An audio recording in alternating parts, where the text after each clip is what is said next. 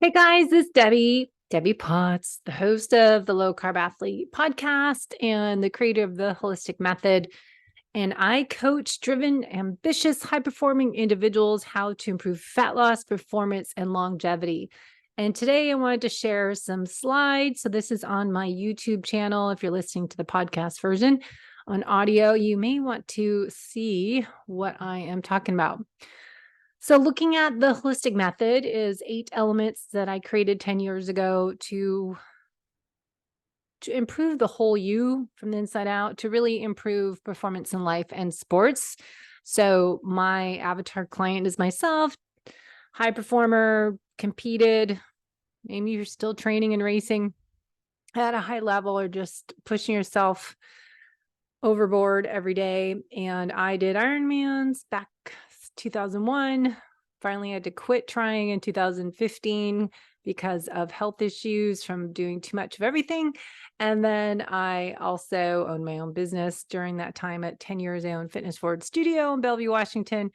And now I'm helping other people similar to me avoid going through the last 10 years of adrenal exhaustion, recovery, and repair.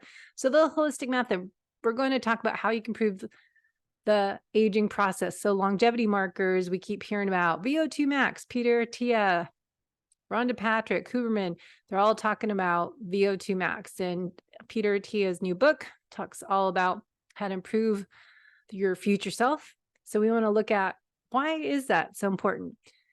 And to give you a background check on me, I've been doing health and fitness and nutritional therapy coaching for a long time. I've been in the industry since college. So I'm 51 years old, almost 52. And I have been a personal trainer since college and metabolic efficiency coach. I've done Ben Greenfield's coaching and worked with their Ben Greenfield coaching team. Nutritional therapy practitioner. I did Paul Chek, the Chek Institute's holistic lifestyle coach. I've been a USA triathlon coach, GNA Fit, learning about genetics, FDN practitioner, where I focus on more of that work now with nutritional therapy. So I kind of reorganized this list and put that together to be a health investigator and help people work on the foundations of nutritional therapy and put that together with my training and exercise and holistic lifestyle coaching. Recently just finished Dr. Stacy Sims' menopause course, and I'm going through it all over again because there's so much in there, and it's lots of good stuff to teach my fellow aging female athletes. No longer competing, but I'm living in North San Diego 3 years now, and maybe do something next year. I need to get a bike. I haven't been riding my triathlon bike forever. So I have a lot of work to do, but I wrote all about my personal experience with my health issues, so-called adrenal exhaustion, whatever it was, metabolic chaos. Life is not a race. It is a journey. It's available on Amazon. If you want to read my story and maybe you relate to being a high performer in all areas of life and tend to love and thrive on more is better. I put together the 8 elements of the holistic method into a manual and a workbook to work on your inner core. And I go through the 30-day program with you. Phase 1, phase 2, and phase 3, the 5-day detox and jumpstart challenge, a 21-day sugar detox and reset. And then phase 3 is maintenance. What do I do next? How do I keep going? Do I do this all the time? How do I combine this into real life and make it sustainable? So we want to train the whole you: nutrition, exercise, sleep, stress management, movement, mobility, digestion, gut health, hydration, mineral balancing in there, happiness, play, gratitude. So that is what I call the holistic method. And part of my journey is going from top in my age group, Ironman Hawaii. I would compete in marathons and 50K races and cycling events. And when you compete in Ironmans, you qualify for Ironman Hawaii, you end up doing 2 Ironmans a year. On top of that, I was owning my own business, a fitness studio in a high rent district, Bellevue, Washington. And I started and there wasn't any really other competition other than fitness studios. And then a couple of years later, boom, there's one on every corner. So I had constant stress. I was burned out and broke down my body systems. and I couldn't get help. I gained 30 pounds in a few months. I remember going to Ironman Coeur d'Alene to watch my husband and my clients race. And I was like, holy crap. I had a scale was in the Airbnb we were staying, and I knew I gained a lot of weight, but I never weighed myself. And it was tragic. So I was not doing anything different. I was eating real food. I was doing low carb. I was doing Ironman training. So I was obviously exercising. I was owning my own fitness studio, teaching classes and clients all day. So I was active. But as I've learned, my lessons over the years, more is not better. Too much of anything is toxic, even if it's low carb, high fat, low calories. I was exercising all the time. I was training for Ironman. I was doing an elite coaching group with Mark Allen. I was training. I was doing heart rate training. I was doing intervals. I was doing the strength training. I was doing all of that, right? Stuff we hear about. But I was doing too much of everything, adding to my beaker of stress. And my stress level was already high because running my own business was constant day after day after day stress for 10 years. So that is kind of what has led me down the path to coach full-time online on Zoom. And the clients I get are all over the world. They're people that listen to the podcast and they relate to my story. Even if you don't have burnout and breakdown, digestion, all sorts of random symptoms, you don't know why you feel fatigued and gaining weight and struggling with recovery and repair from your workouts, you should be a health optimizer. Don't wait until you feel like crap, and don't wait till you have all this digestion and bloating and gas. Take ownership of your health now and be preventative. The doctor that you see once a year, I just saw mine again to go over my lab results, which was really a waste of time. It was a report of going over my report that I sent her of my own blood analysis based on functional lab test results. And I was educating her on what we look at as a root cause medicine type of approach to helping people. So the doctor that you see to get your labs done is about looking at what is low or high and giving you a supplement or medication rather to fix that, not looking at root cause medicine. When we're looking at through a different lens as a functional medicine doctor, practitioners, health coaches, as myself, we're looking at how can we improve the aging process? What are some markers that are a little bit higher than we want to be? And what can we do about it now? So as I said, Peter Attia has really kind of led this big popularity in longevity right now with measuring your VO2 max. So we'll talk about that. I purchased Pinoy metabolic testing kit this last year.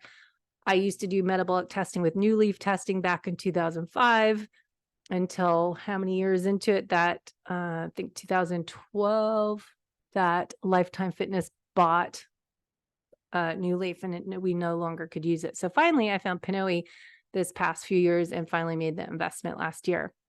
So I went over a previous podcast. You can go back and listen to what is VO2 max, the maximal oxygen consumption that you can utilize during intense exercise. So it's the upper limit of your aerobic capacity where the intensity goes up and the oxygen that you inhale does not go up anymore. So you can go back and read this in the slides.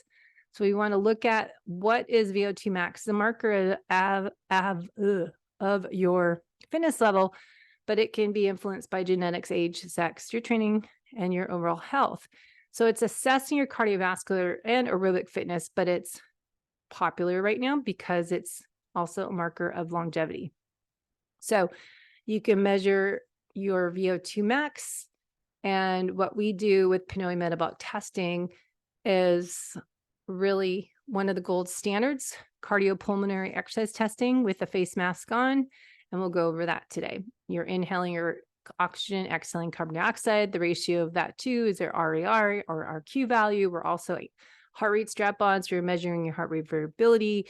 We're measuring your heart rate and breath analysis against your oxygen and carbon dioxide. So we get a huge report that will go into a little bit of the markers. So cardiovascular health, fitness level, metabolic health, and aging are other markers of how you can improve your VO2 max.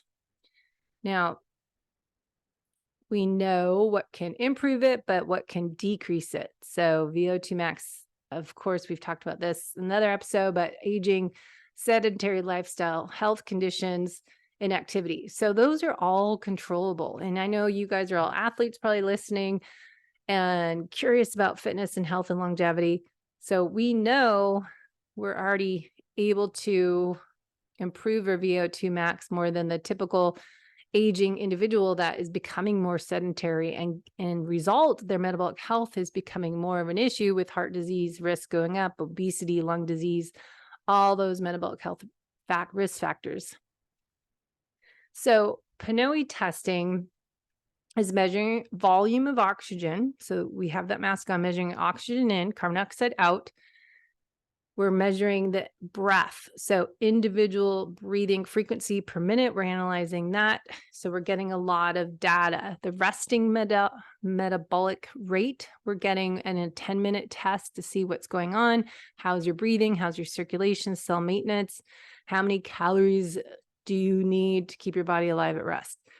And then the exercise test, we find your zone. So two of these tests together can analyze your metabolic efficiency, how efficient you are at burning fat at rest versus carbohydrates, and your different fuel source during exercise. So got a couple of these. Am I going backwards? So what are the core principles to longevity?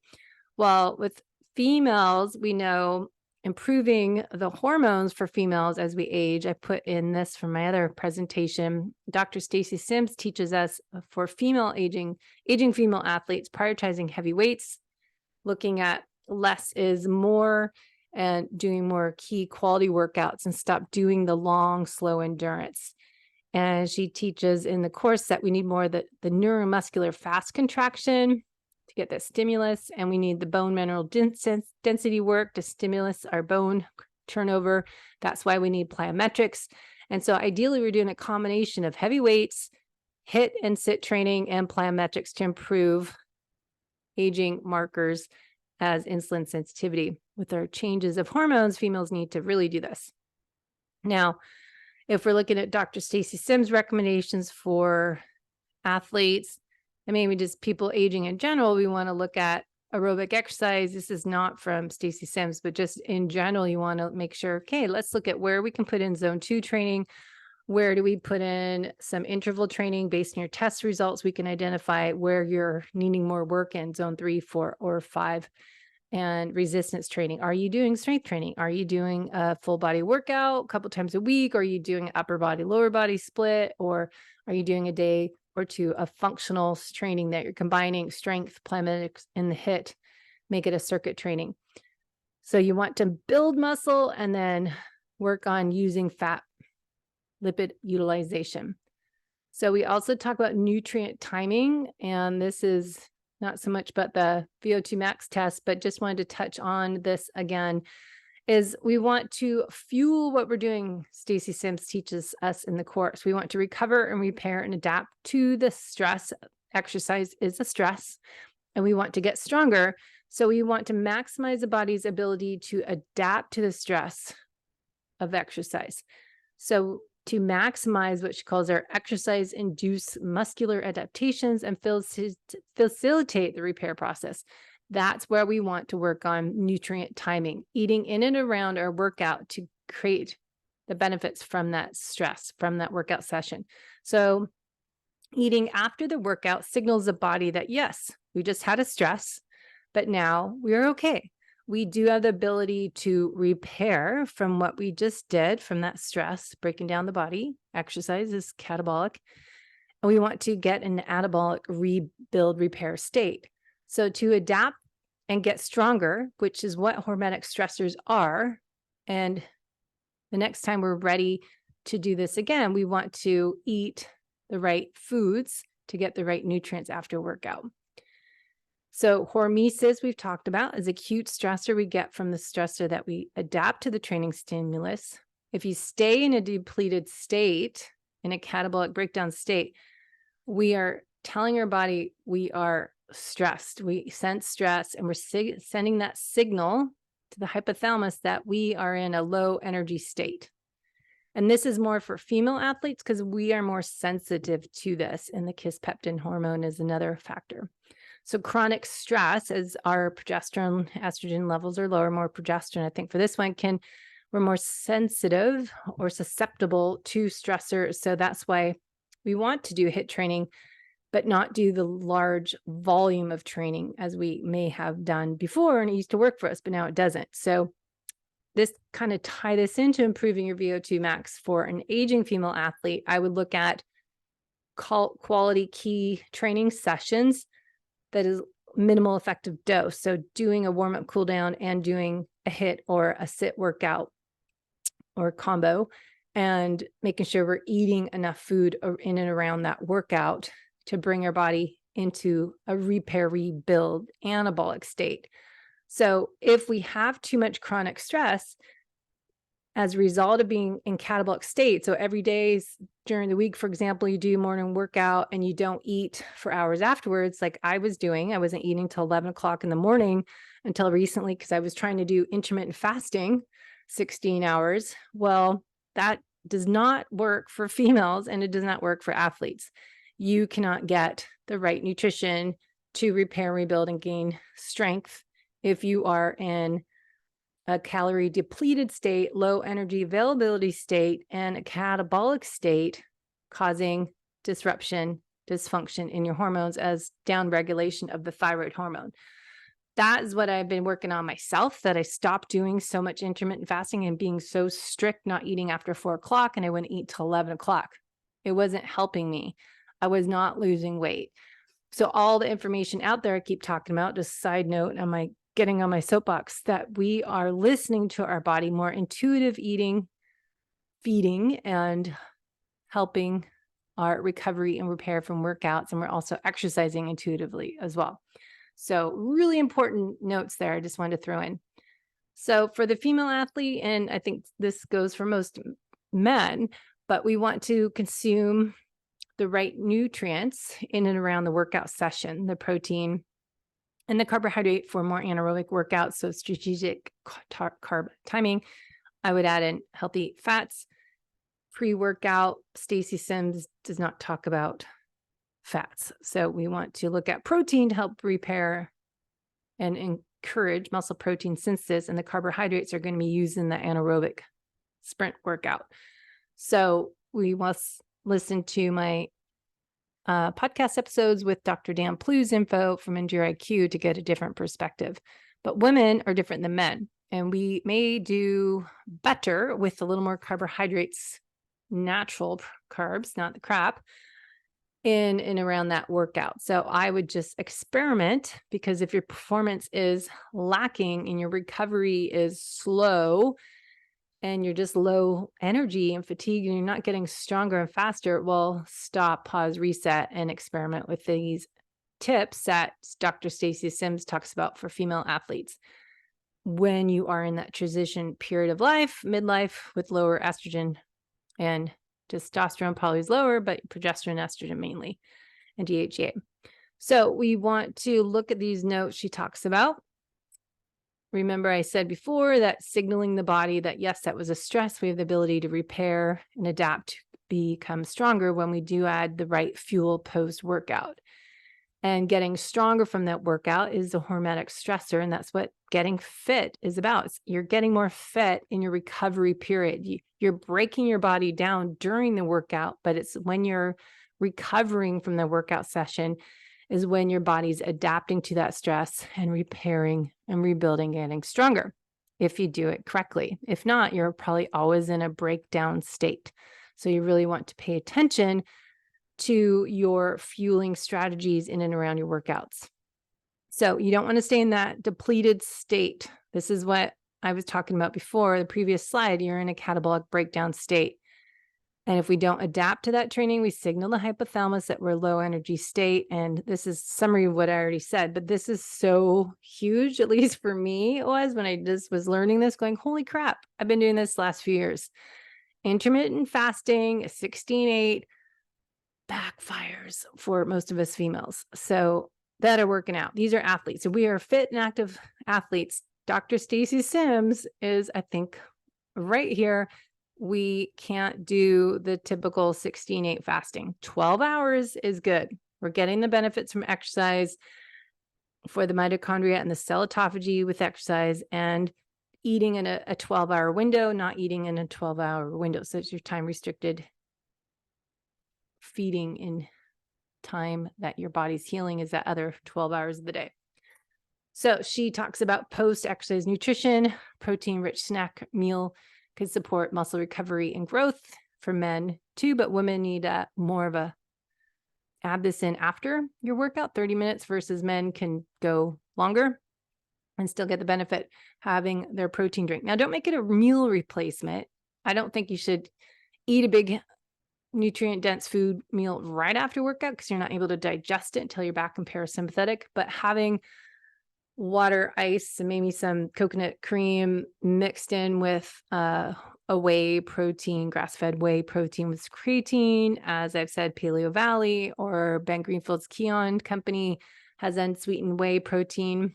Paleo Valley has different options, and Brad Kearns has one I really like, grass-fed whey with creatine added to it. You also want to be eating mindfully, not mindless eating.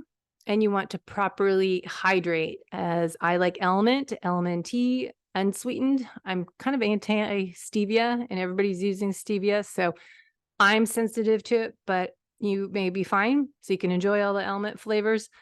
There's Reelite and Redmond's Real Salt just by itself that I put all over my food too. The Redmond's Real Salt I do. So nutrient timing is important. So breaking down this again, 15 grams protein hard workout, 20, 30 grams, may be beneficial for the female athlete before a long workout. I was going to try this yesterday. I got a sample of UCAN gel and I thought, you know what? Maybe I'll see what she's saying, that we're not able to have the right lipid uptake and use fat for fuel as well as before. So maybe adding in some carbs to help activate that fuel source, getting the energy into my cells may be a good experiment on my long run. Post-workout, we know for sure getting that 30, 40 grams of protein and waiting to have that nutrient-dense food meal with protein as your main focus, right? With that 30, 40 grams of protein, 2-3 grams. So not going into all this, stimulate muscle protein synthesis, prioritizing protein, healthy fats, what all that is, and looking at the right type of exercise. So this is what we'll go back to Pinoy metabolic testing. This is what you want to look at. Exercise is a hormetic stressor. We want to help our mitochondria and getting the right training. And so Stacy Sims again talks about heavy weights is at 0. She says 0 to 6 reps, but I don't know. Your 0 isn't anything. So 1 to 6 reps, and then avoiding the 8+ rep range. Less power, and we have less muscle synthesis as we age. So training for power, not an endurance as we used to, and really get our body to get over the long, slow distance and change how we're training. So I'm not going to go into that, but going back to improving fat metabolism through strength training, interval training, aerobic exercise. But how do we know where you are? You don't know what you don't know. So do you need HIIT, sit, plyometrics? How much of everything? How should that look? How many intervals should you do? What is your heart rate at those intervals? What is your recovery period? This is why we need to do personalized coaching and do Pinoy metabolic testing. So we have metabolic testing available. You're going to find what is your resting metabolic rate. You're going to figure out what your fat max zone is, your calories you're burning, what your VO2 max is, your fat to carb burn ratio, movement economy, heart fitness, lung fitness, cellular fitness. So we get a report. Now, do you know even what metabolic flexibility is? Just to review, on the left, metabolic flexibility refers to ability of an organism to switch between metabolic pathways and energy sources to meet energy needs and maintain stable blood glucose. Metabolic inflexibility is referring to reduced ability to adapt to changes and nutrient availability and energy demands. So you want to know if you're metabolically inflexible because that can relate to insulin resistance, type 2 diabetes, and obesity. So testing and not guessing And then creating a plan to improve your outcome is what we want to do. You got to measure it to know what to do. So the flexibility, metabolic flexibility, you're able to use various fuels as carbohydrates and fatty acids and ketones. And that should be your main fuel tank, but you should be able to work on using all of them. And fasting, you kind of already should go into nutritional ketosis when you are not eating. Now, Pinoy, the word itself, comes from Greece. It's a Greek company that I work with. And it's a service that we get the testing. I do the test and then we get the report and work on the results. But it's measuring your cardiorespiratory and metabolic analysis with the 2-part breath test at rest and during exercise. So learning how efficient your body uses oxygen and delivers oxygen to your cells. So your metabolism isn't just the calories you burn. It's all the vital functions your body runs to use oxygen to keep you alive. So we want to measure your VO2 max, as Dr. Attia talks about, that oxygen is a molecule of life. More oxygen you can absorb, the healthier you are.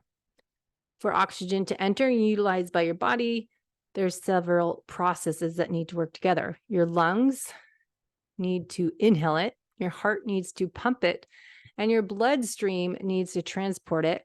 Then your cells need to absorb it as well. And that results in higher oxygen consumption, meaning that all these physiological processes are in sync. So, is that why VO2 max is the most important marker to look at for longevity? Maybe so, because these systems are linked to clinical conditions that can potentially reduce your quality and duration of life. The body whose cells don't absorb oxygen as expected may be prone to developing diabetes. A heart that doesn't pump oxygen very well is a candidate for cardiovascular disease. And the lungs that don't absorb oxygen effectively can indicate respiratory diseases as COPD or asthma.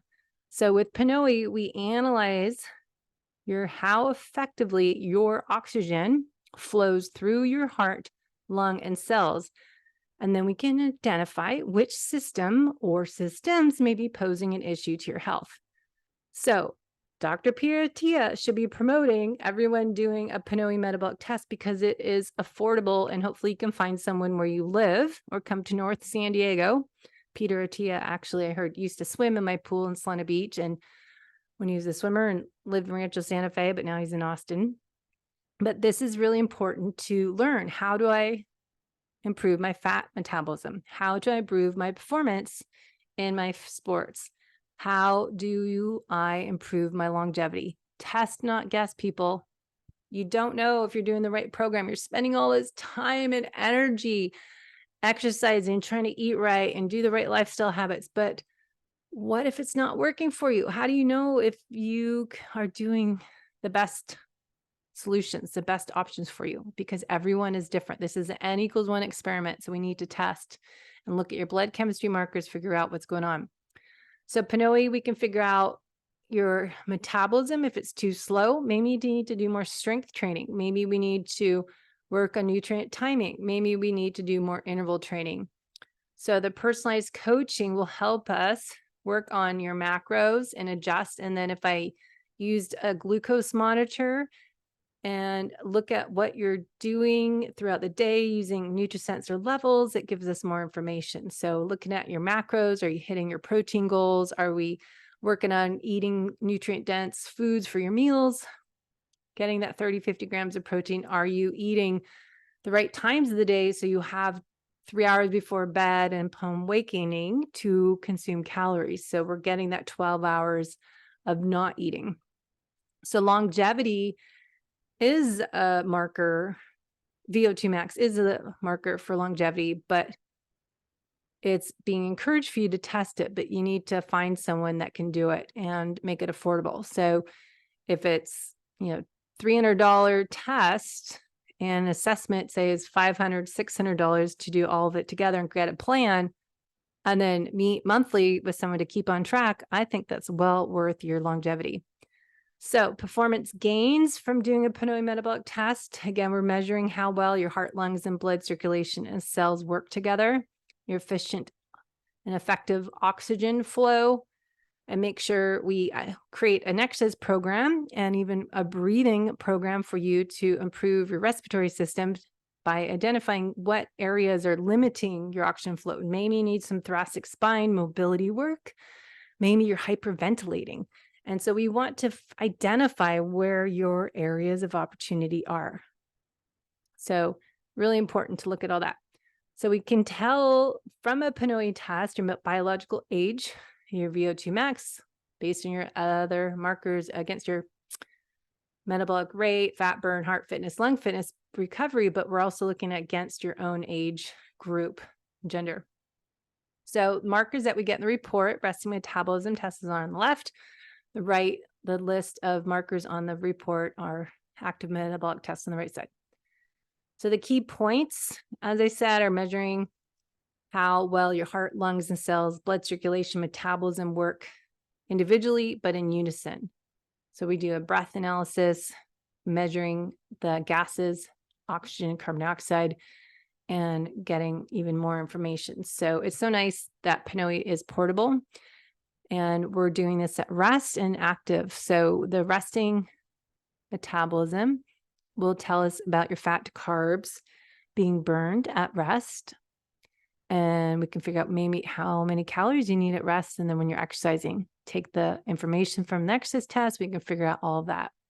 So we're analyzing your breathing frequency, your mouth breathing versus normal mouth and nose. If you are just breathing through your nose, we're going to see how your breath is on the charts.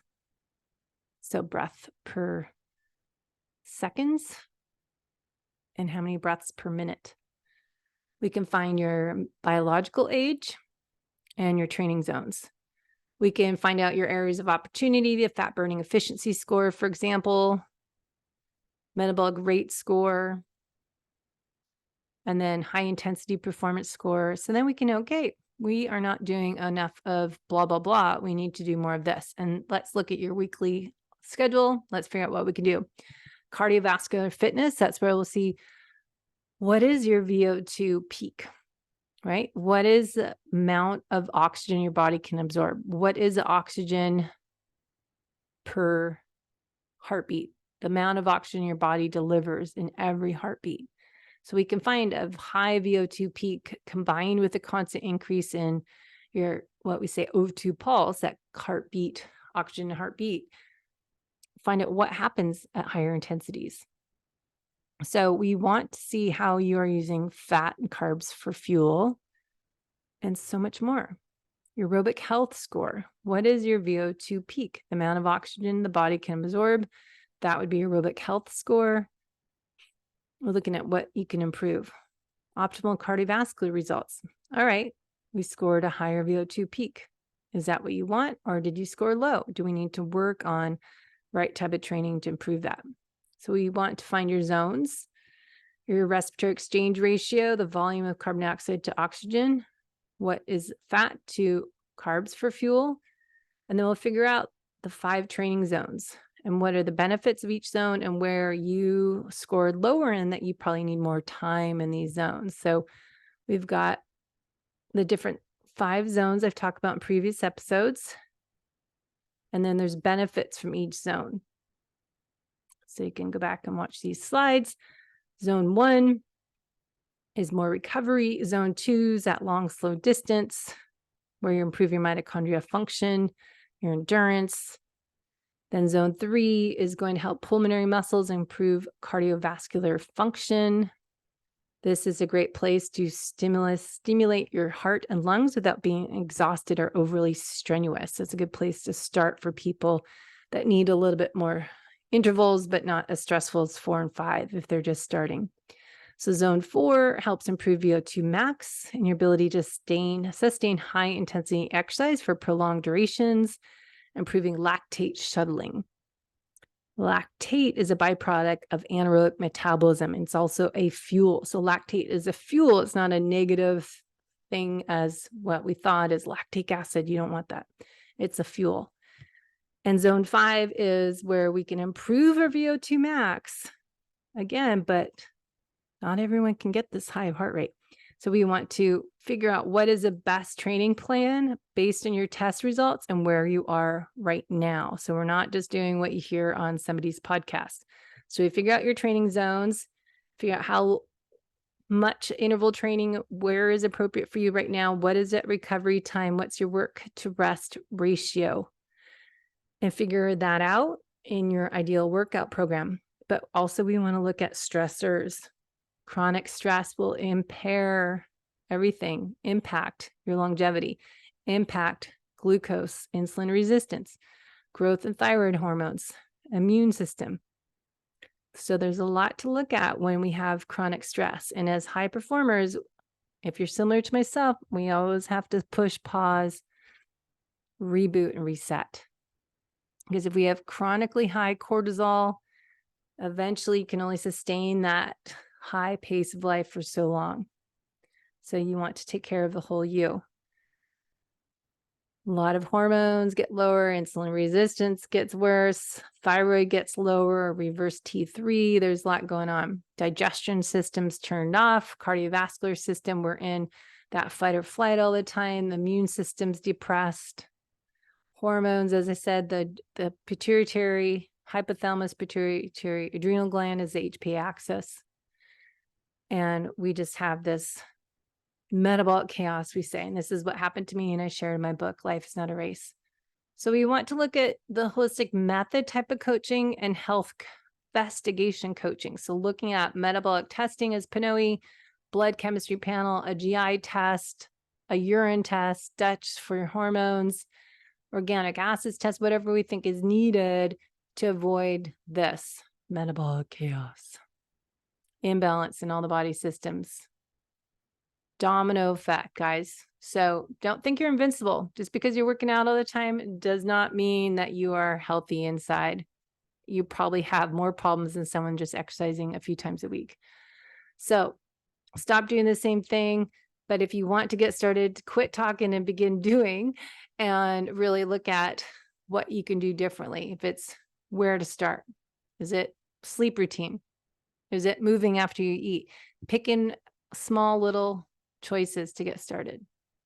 Okay, so if you want to know more, Debbie Potts, low carb athlete at iCloud, or head to the website debbiepotts.net and you can learn more. So hopefully that gives you some tips on how to improve the aging process. So that is it for today. Thanks for listening, and we'll talk soon.